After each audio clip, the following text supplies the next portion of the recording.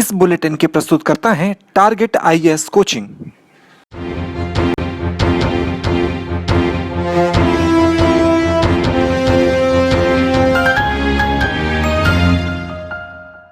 नमस्कार, आप देख रहे हैं रेवा दर्शन। मैं सचेता बघेल आपके साथ। आइए जान लेते हैं क्या है आज की प्रमुख खबरें। बहुचर्चित बाणसागर घोटाले में 40 आरोपियों के विरुद्ध न्यायालय में आरोप सिद्ध। प्रदेश भर में हड़कंप। कृषि बिल के विरोध में रीवा में भी किसानों ने किया राष्ट्रीय राजमार्ग को बाधित। ईट राइट चैलेंज जागरूकता कार्यक्रम संपन्न और द्वारिका नगर में हटाया गया अवैध अतिक्रमण। आइए जान लेते हैं इन खबरों को विस्तार से।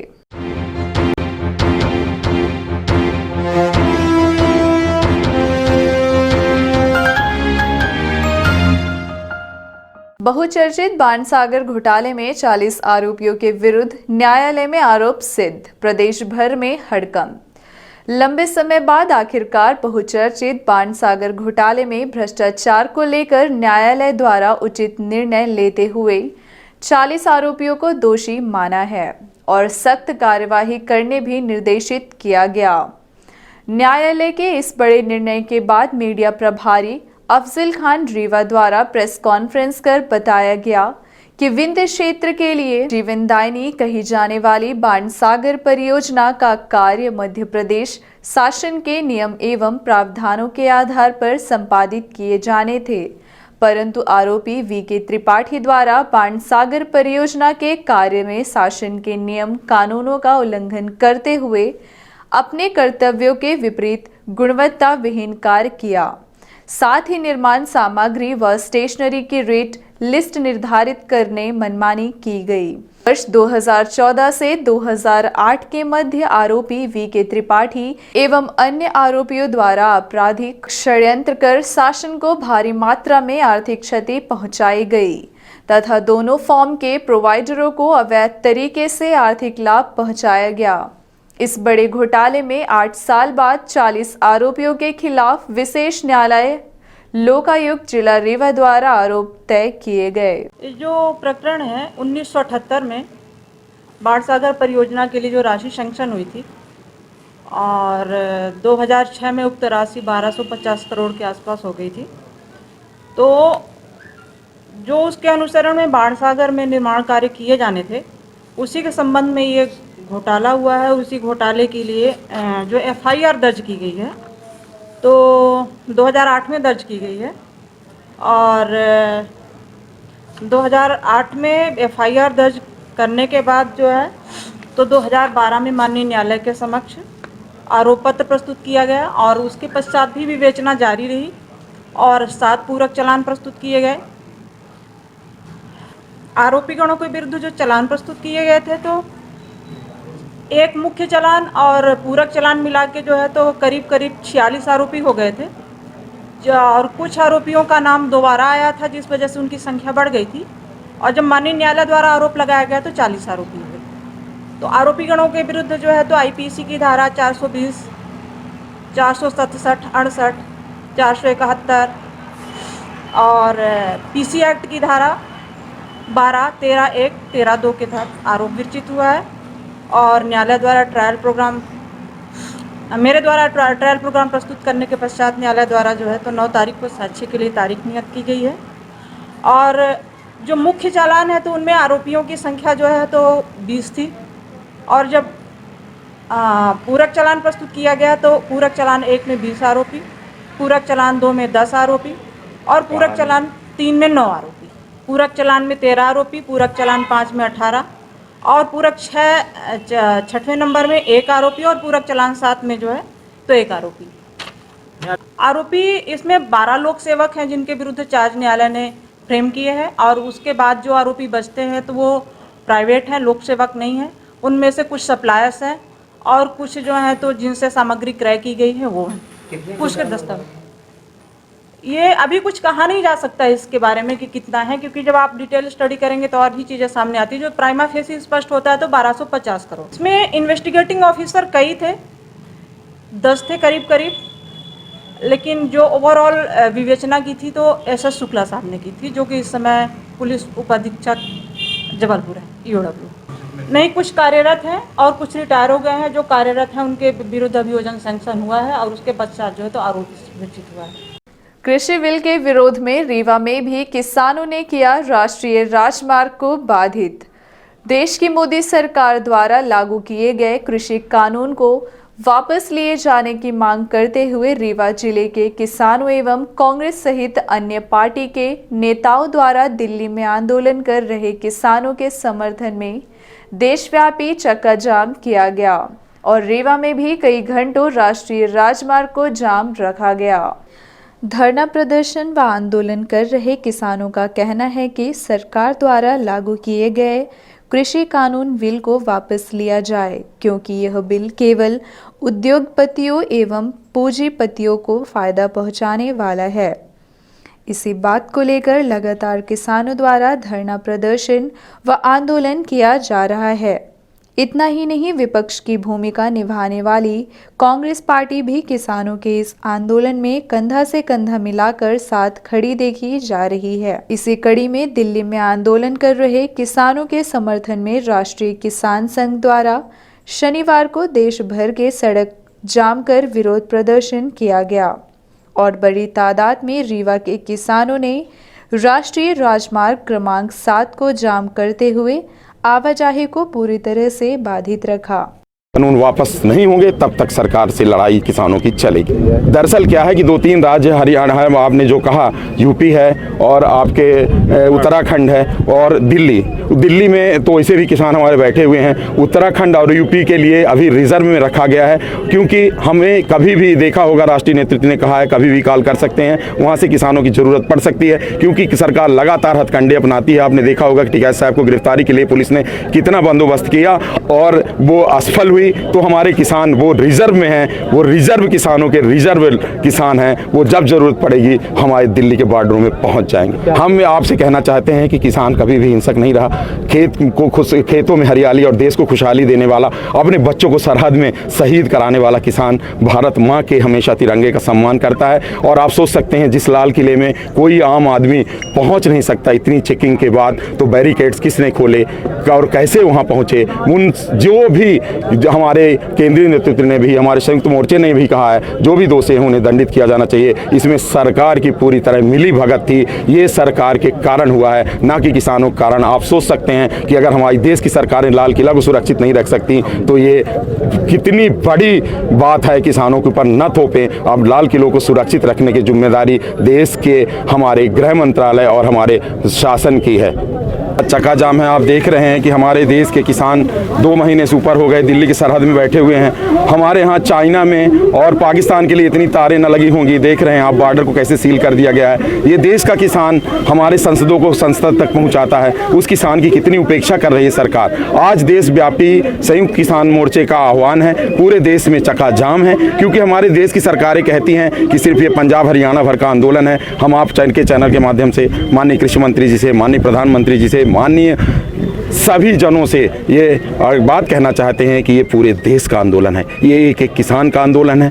ये आंदोलन जब तक नहीं रुकेगा, जब तक ये किसान के तीनों काले कानून वापस नहीं होंगे। हम देश के किसानों को अपमानित ना करें प्रधानमंत्री जी। ये कीलें, ये रास्ते बंद करना, ये बैरिकेडिंग बंद कर दें, नहीं तो किसी भी जनप्रतिनिधि को अब किसान गाँव में घुसने नहीं देगा। हम किसान, देश किसान जीने से बेजार हैं। हम भी तो आखिर उस लाल किले के असली हकदार है। क्या लगता है आपको, सरकार आपकी किसानों की मांगें माने? सरकार को किसानों की बातें माननी पड़ेगी। हम लोग इस देश में 65% से अधिक हम किसान हैं। हमारे किसानों को जाति में, पार्टी में, प्रांतों में विभक्त किया। इस आंदोलन ने देश के किसानों को एक किया है और ये देश के किसान आम जनों की लड़ाई लड़ रहे हैं, क्योंकि जो लोग खाना खाते हैं, जो भोजन करते हैं, 84 लाख योनियों में जीवन जिनका यापन होता है, उन सब की लड़ाई ये देश का किसान लड़ रहा है। हम आपके चैनल के माध्यम से सभी देशवासियों से अपील करते हैं कि किसानों की इस लड़ाई में शामिल होइए। आने वाले दिनों में जिस तरह पेट्रोल और डीजल की कीमतें बढ़ रही हैं, उसी तरह खाद्यान्न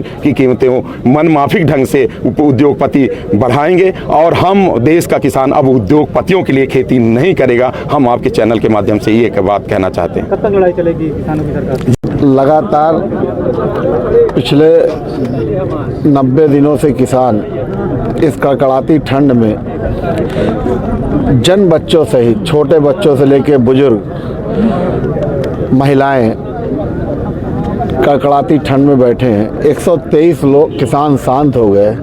मोदी जी मन की बात कर रहे हैं, मामा दिल की बात कर रहे हैं। रीवा में मामा आते हैं तो कहते हैं कि रीवा मेरे दिल में बसता है। सब चीज़ अगर इनके दिल में बस रही है तो इनके दिल में किसान क्यों नहीं बस रहा है? ये एक बड़ा सवाल है और ये गोदी मीडिया को लगातार पूछना चाहिए कि जो मन की दिल की सारी बातें आप कर रहे हो, आप किसान की बात नहीं कर रहे हो।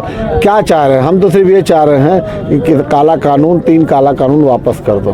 हम निवेदन करते हैं मोदी जी से और भारतीय जनता पार्टी के मोहन भागवत जी से।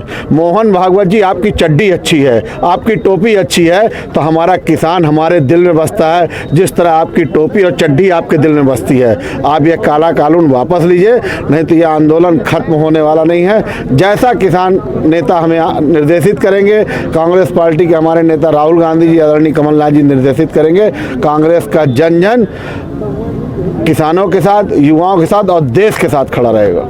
ईट राइट चैलेंज जागरूकता कार्यक्रम संपन्न। शुद्ध खाएं, स्वस्थ रहें। इस थीम पर 6 फरवरी को रीवा शहर के शासकीय कन्या स्नातकोत्तर महाविद्यालय रीवा के गृह विज्ञान विभाग में यूथ रेड क्रॉस सोसाइटी के संयुक्त तत्वावधान में खाद्य सुरक्षा प्रशासन रीवा द्वारा ईट राइट चैलेंज 2020-21 जागरूकता शिविर का आयोजन किया गया। कार्यक्रम की अध्यक्षता महाविद्यालय की प्राचार्य डॉक्टर नीता सिंह ने की। कार्यक्रम से food safety officer Shabir Ali, Shrimati Shakuntala Mishra, Shrimati Rashmi Shukla, Shri Amit Tiwari, गुणवत्ता प्रकोष्ठ प्रभारी डॉक्टर महेंद्र मणि द्विवेदी, गृह विज्ञान विभाग के विभागाध्यक्ष डॉक्टर उर्मिला शर्मा, डॉक्टर अर्चना गुप्ता एवं महाविद्यालय के समस्त प्राध्यापक उपस्थित रहे।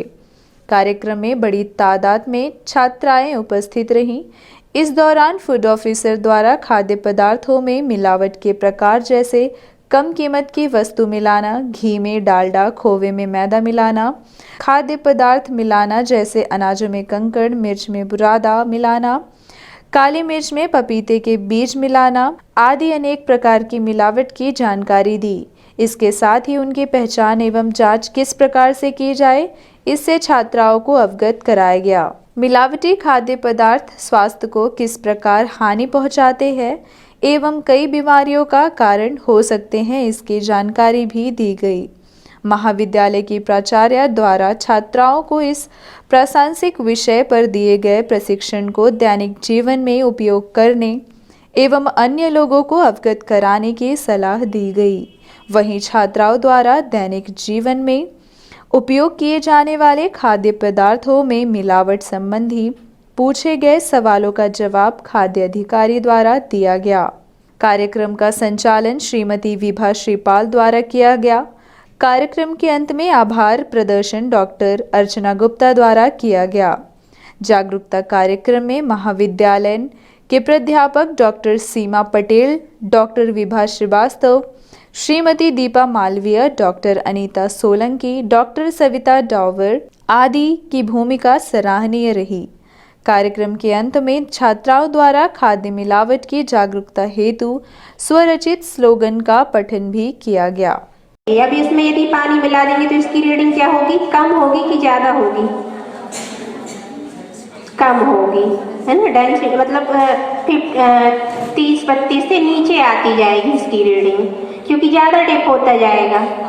अब इसके बाद यदि आपको दूध में डिटर्जेंट की मिलावट, कभी कभी दूध में डिटर्जेंट भी मिला दिया जाता है, तो डिटर्जेंट की मिलावट आपको यदि पता करना है तो आप दूध को कोई भी बॉटल में लेके, बंद मतलब कंटेनर होना चाहिए, उसमें लेके शेक करेंगे, हिलाएंगे तेजी से, तो उसके ऊपर एक डेंस फोम टाइप का, झाग टाइप का बनता है। नॉर्मल दूध में भी झाग बनेगा, झाग बन रहा है। जैसे नॉर्मल दूध में जो झाग बनता है वो कुछ देर आप रख देंगे तो दिखना बंद हो जाएगा, लेकिन जो इसका झाग है डिटर्जेंट में मिलावट वाला, वो दिखता रहेगा, काफ़ी देर तक वो दिखाई देगा। उसके बाद दूध में यूरिया भी मिलाया जाता है। यूरिया दूध को गाढ़ा करने के लिए और उसमें पीलापन लाने के लिए। जैसे गाय का दूध माइल्ड येलो कलर का, लाइट येलो कलर का होता है, तो उसमें पीला पहचानने के लिए जब दूध को उबाला जाता है तो उसके ऊपर जो क्रीम रहती है, मलाई रहती है दूध की, वो चमकीली टाइप की दिखती, चमक रहती है उसमें। और जो बिना मिलावट वाला सिंपल गाय का दूध रहेगा उसमें उतनी चमक नहीं रहती है, लाइट येलो कलर का रहता है दूध। भारत सरकार द्वारा ईट राइट इंडिया एक मूवमेंट चलाया जा रहा है। खाद्य से संबंधित बहुत बीमारियां हो रही हैं। कोविड-19 एक अचानक से हमारे ऊपर एक महामारी के रूप में आया, लेकिन खाद्य से संबंधित जो बीमारियां होती हैं वो भी एक महामारी के रूप में साइलेंटली किलर के रूप में आ रहा है। जैसे हर घर में डायबिटीज़ होती है, लगभग सभी को हो रही है आजकल। हाइपरटेंशन हो रहा है, बीपी की बीमारी होती है, ओबेसिटी, मोटापा और फूड बोर्न इलनेस बहुत हो रही है। इसको लोगों को जागरूक करने के लिए भारत सरकार द्वारा ईट राइट इंडिया एक मूवमेंट चलाया जा रहा है, जिसकी मेन थीम है ईट सेफ, ईट हेल्दी, ईट सस्टेनेबल। मतलब हेल्दी रहने के लिए आपको सीजनल और लोकल फ्रूट्स एंड वेजिटेबल्स लेने हैं, कम नमक, कम वसा, कम शक्कर खाने में इस्तेमाल करना है और खाद्य पदार्थों में मिलावट के संबंध में आपको जागरूक होना है, ताकि हम डर्ट मतलब detect adulteration with rapid testing, जो तुरंत ही जांच करके हम खाद्य पदार्थों में सामान्य मिलावट के संबंध में जागरूक हो सकते हैं और अपने घर में हम स्वस्थ भोजन करें और सुरक्षित रहें। अभी हम लोगों का जो प्रयोगशाला भोपाल में है, राज्य खाद्य परीक्षण प्रयोगशाला, अभी उसमें माननीय स्वास्थ्य मंत्री डॉक्टर प्रभुराम चौधरी द्वारा इनॉग्रेशन किया गया है कि जो ये माइक्रोबायोलॉजिकल टेस्टिंग जो अभी तक नहीं हो पाती थी, माइक्रोबायोलॉजिकल टेस्टिंग, उसको भी अभी ऑपरेटर्स वगैरह वहाँ पे एक्विपमेंट्स वगैरह इंस्टॉल किए, हम उसके संबंध में निर्देश जब प्राप्त होगा तो उससे भी रिलेटेड सैंपलिंग करेंगे। द्वारिका नगर में हटाया गया अवैध अतिक्रमण। अवैध माफियाओं के खिलाफ जारी मुहिम के तहत शनिवार को द्वारिका नगर स्थित संतोष सोनी द्वारा किए गए अतिक्रमण को हटाया गया। Rewa collector doctor Ilaiyaraaja T एवं नगर निगम आयुक्त मृणाल मीना के निर्देशानुसार नगर पालिका निगम रीवा के जोन क्रमांक 3 स्थित द्वारिका नगर में संतोष सोनी द्वारा किए गए अतिक्रमण को अतिक्रमण विरोधी दस्ते द्वारा हटाया गया है। जोन क्रमांक 3 है और वार्ड नंबर 24 संतोष सोनी, इनके द्वारा मंजूरी तो ली गई थी, लेकिन ताजगी रोड पर लगभग 6 फीट के ताजगी रोड पे मकान बना लिया गया बढ़ाने और MOS जितना इनको दिया गया था सुप्रीम मस्जिद उससे ज़्यादा में इन्होंने कार्य बनाया। इसलिए शासन की मंशा वरिष्ठ अधिकारियों जिला प्रशासन के निर्देशानुसार हटाने की कार्रवाई करना है। उसके तहत ये कार्रवाई निरीक्षण बार बार हो रहा था, उनको नोटिस भी दी जा चुकी है, जितनी नगर पालिका अधिनियम की धाराओं के तहत नोटिस दी गई थी, लेकिन इनके द्वारा कोई भी जवाब आज तक प्रस्तुत नहीं किया गया और बार बार इनको चेतावनी दी गई, इंजीनियर आते रहे कि अपने सीमा में करें, लेकिन ये रात में और चोरी छुपे काम करते रहे। तो अधिनियम की धाराओं के तहत कार्यवाही पूर्ण कर गिराने की कार्यवाही आज निष्पादित की जा रही है। सद्गुरु श्री रितेश्वर जी महाराज ने की पत्रकार वार्ता। श्री धाम वृंदावन से पधारे सिद्ध संत सद्गुरु श्री रितेश्वर जी महाराज अल्प प्रवास पर रीवा पहुंचे और पत्रकारों से चर्चा करते हुए अपनी बात कही। पत्रकार वार्ता का आयोजन जयंती कुंज वन विभाग रेस्ट हाउस में संपन्न हुआ। आयोजित वार्ता के दौरान सिद्ध संत सद्गुरु श्री रितेश्वर महाराज ने क्या कहा, आइए आपको सुनाते हैं। अभी हम छत्तीसगढ़ में थे, वहाँ भी लाखों लोग आए, हमने उनके बीच में ये बात कही। तो श्री कृष्ण जन्मभूमि और काशी जानवापी ये तो प्रमुख है। उसके बाद मुझे ऐसा लगता है आपके घर को किसी ने कब्जा कर लिया और आप जब सशक्त होंगे तो आप तो जरूर उनसे मांगेंगे, कभी ना कभी आपकी पीढ़ी मांगेगी, या अगर वो अच्छे लोग होंगे तो कहेंगे कि हमारे बाप दादा ने गलती किया, हम आपको वापस करते हैं। तो दो ही रास्ते हैं, या तो ये कहें कि ये लुटेरे आक्रांता, विदेशी आक्रांता आकर के जिन्होंने हमारे पूजा पद्धतियों को तोड़ दिया, मरोड़ दिया, मंदिरों को, या तो स्वयं वापस कर दें, या तो फिर हम तो वापस लेंगे। हम सनातन धर्मावलंबी हैं, हम अपने मंदिरों को क्यों नहीं लें। रीवा शहर में स्वच्छता का संदेश देती इस मासूम बच्ची ने रीवा वासियों को स्वच्छता सर्वेक्षण में बढ़ चढ़कर भाग लेने एवं शहर को स्वच्छ बनाए रखने को लेकर मनमोहक गीत गाया और स्वच्छता की रैंकिंग में रीवा को नंबर 1 बनाने का संकल्प लिया। साथ ही नगर के लोगों ने इस महाअभियान में शामिल होने का आह्वान किया। इरादा कर लिया हमने, वादा कर लिया हमने, स्वच्छ भारत का इरादा कर लिया हमने, वादा कर लिया हमने। मैं दुग्गज तिवारी आप सभी से अनुरोध करती हूँ, कचरा यहाँ वहाँ न फेंके, कचरा गाड़ी में ही कचरा डालें। नगर निवासी रीवा को स्वच्छता में नंबर 1 जिताना चाहती हूँ।